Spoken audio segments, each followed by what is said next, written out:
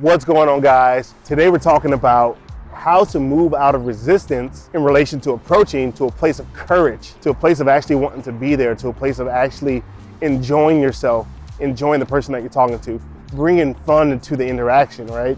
Now, we've all had a little bit of resistance when it comes to doing the work, right? Because now we have to put ourselves out in that tension, and that's not always fun. So how do we move, or how do I move out from the resistance to a place of courage? Now, again, let's talk about the resistance because I feel like it's so vital. A lot of guys are really getting stuck here. The resistance to doing the work, or Brian calls it being in have to versus being in choice or want to, right? Feels like you're dragging your feet. Feels like you have to go out and put yourself in that tension all the time.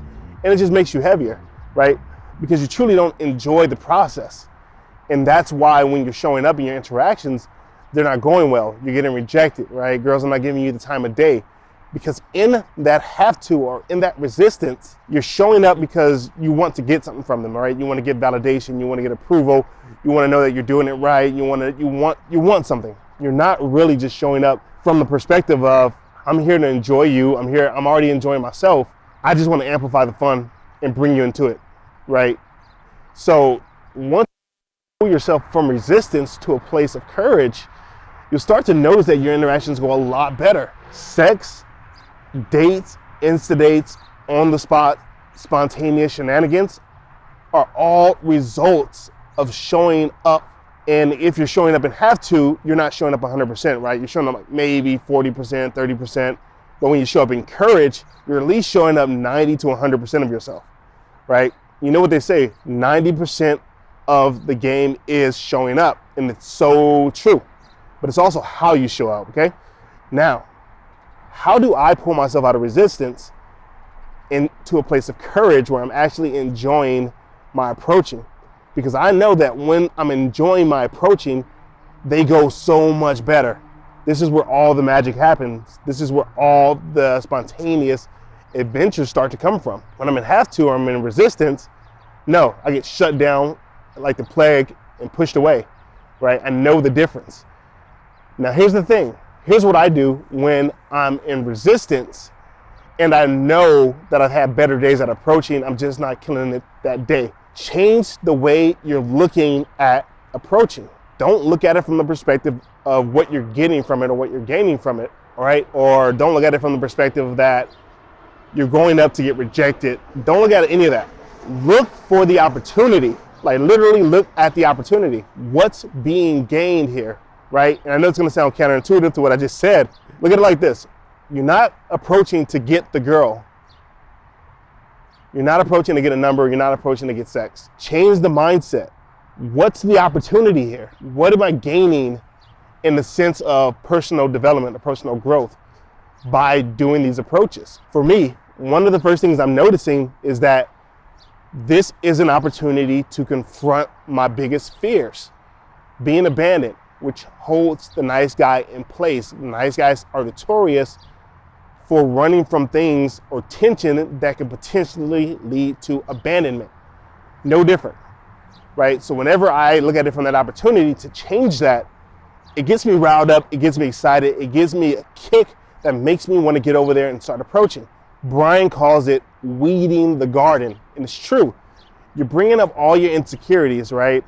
And so you have a chance to really look at and confront the subconscious beliefs you have about yourself that are coming up in social situations, that are coming up in situations where you're approaching women, or that are just coming up in situations where you find yourself alone with a girl.